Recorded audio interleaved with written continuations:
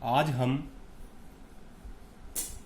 एकड़ और डिसमिल में क्या संबंध होता है यह जानेंगे। रिलेशन बिटवीन एकड़ एंड डिसमिल। जैसा कि हम जानते हैं कि एकड़ और डिसमिल दोनों ही क्षेत्रफल मतलब रकबा मापने की इकाई है। एकड़ में कितने वर्ग फीट होते हैं ये जानने से पहले हम थोड़ा गंटरी जरीब के बारे में जानेंगे। गंटरी जरीब दूरी मापने की इकाई है। एक बार में गंटरी जरीब 66 फीट मापती है। मतलब गंटरी जरीब की जो लंबाई होती है वह 66 फीट होती है। एकड़ में क्षेत्रफल ज्ञात करने में जो जरीब प्रयोग होती है वह गंटरी जरीब ही होती है।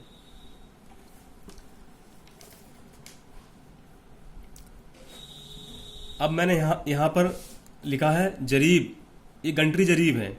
इसमें 66 फीट इसकी जो लंबाई होती है वो 66 फीट होती है। ठीक है। अब जो एकड़ होता है, मान लो ये आकृति है एक, ये वाली, ये लंबाई है, लंबाई और ये चौड़ाई इस आकृति की। आमने सामने की भुजाएं इसकी बराबर है। अब मान लो इसकी जो चौड़ाई है वह एक जरीब है। इस आकृति की चौड़ाई एक जरीब। अब जरीब जो मैं इसमें इस्तेमाल कर रहा हूं वो गंटरी जरीब है। जहां भी मैं जरीब लिखूंगा उसका मतलब ये है कि वह गंटरी जरीब की ही बात हो रही है। इस आकृति की चौड़ाई एक जरीब, इस आकृति की लंबाई 10 जरीब। ठीक है। इसमें मैं थोड़ा बेसिक से समझा रहा हूं जो कि अच्छे से समझ में आ जाए। आप सोच रहे होंगे एकड़ और डिसमिल के बारे में पढ़ाना था, लेकिन पढ़ा क्या रहे हैं, ऐसा कुछ नहीं है। तो इस आकृति की चौड़ाई हो गई एक जरीब और लंबाई हो गई 10 जरीब। तो ये ही जो वो होता है, इसका जो रकबा होगा नहीं इस आकृति का, वो पूरा 1 एकड़ हो गया। मतलब किसी आकृति की एक जरीब चौड़ाई और 10 जरीब लंबाई हो तो उसका जो क्षेत्रफल या रकबा जो होता है वह 1 एकड़ होता है। अब मैं इसे आपको वर्ग फीट में बताऊंगा। अब एक जरीब बराबर गंटरी जरीब है। गंटरी कितना होता है 66 फीट। 66 फीट होता है। 10 जरीब बराबर कितना हो जाएगा, गंटरी जरीब ही है। 66 10 से इसकी 66 से गुणा हो जाएगी तो ये आ जाएगा 660 फीट। ठीक है। अब इस आकृति की चौड़ाई कितनी थी, एक जरीब। अब मान लो इस आकृति का हमें क्षेत्रफल निकालना है। इस आकृति का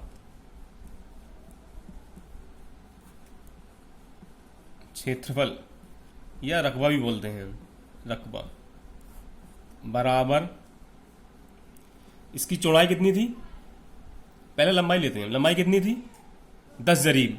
अब 10 जरीब नहीं लिखेंगे हम अब लिखेंगे फीट में, 660 फीट गुणा चौड़ाई कितनी थी 1 जरीब, मतलब 66 फीट। ठीक है, अब देखो इसमें क्या, फीट गुणा फीट दो बार मतलब गुणा होगी, तो इसे लिख देंगे हम वर्ग फीट।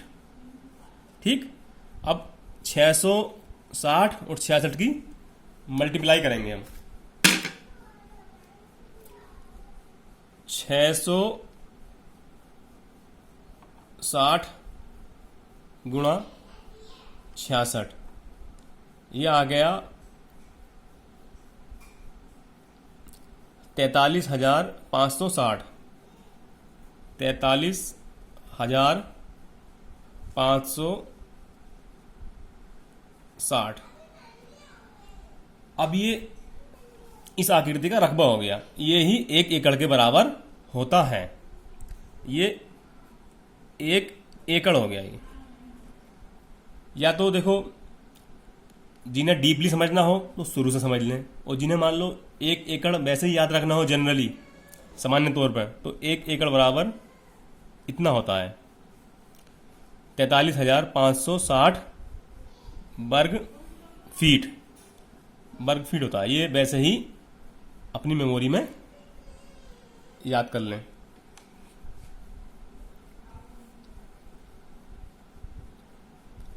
ठीक है, 1 एकड़ बराबर 43,560 वर्ग फीट। मैंने जो समझाया है थोड़ा डीपली समझाया है, क्योंकि ये आता कैसा है, मतलब 1 एकड़।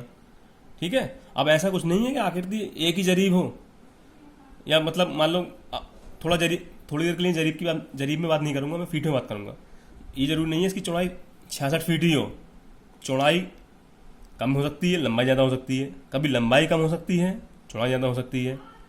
ठीक है, वो आकृति के ऊपर डिपेंड करेगा, लेकिन सामान्य तौर पर 1 एकड़ बराबर 43,560 वर्ग फीट होता है।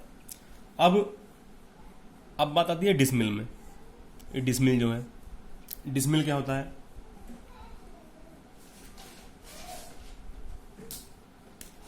डिसमिल जो होता है, यहां पर लिखता हूं, 1 एकड़, ये मैंने इंग्लिश में लिख दिया है, इसे भी 1 एकड़ ही समझे, 1 एकड़। 1 एकड़ बराबर होता है 100 डिसमिल के।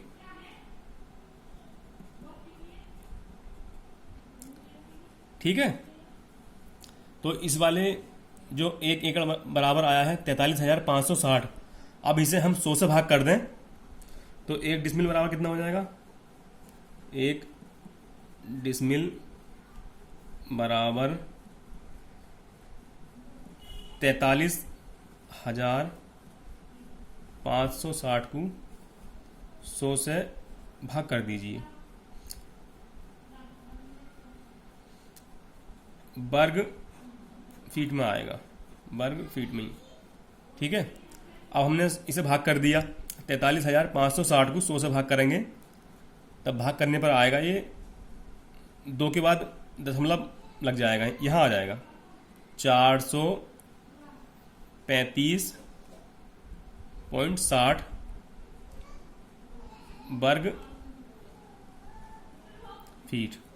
अब देखो मुख्य तौर पर आपको सिर्फ मान लो बाकी चीज़ें समझ में नहीं आ रही होंगी, जरीब वगैरह, गंटरी जरीब, ये तो आप सिर्फ इसमें 2 चीज़ें, आप सिर्फ इसमें 2 चीज़ों को मेमोराइज कर लें।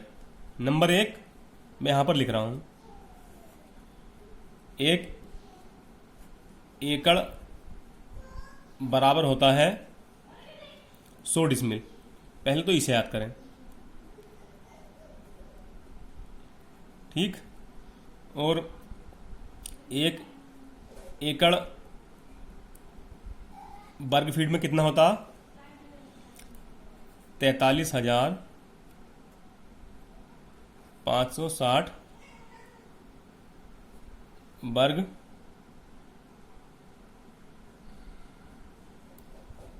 फीट, ठीक है। और 1 डिसमिल होता है, 100 से भाग कर दो तो डिसमिल में आ जाएगा 435.60 वर्ग फीट।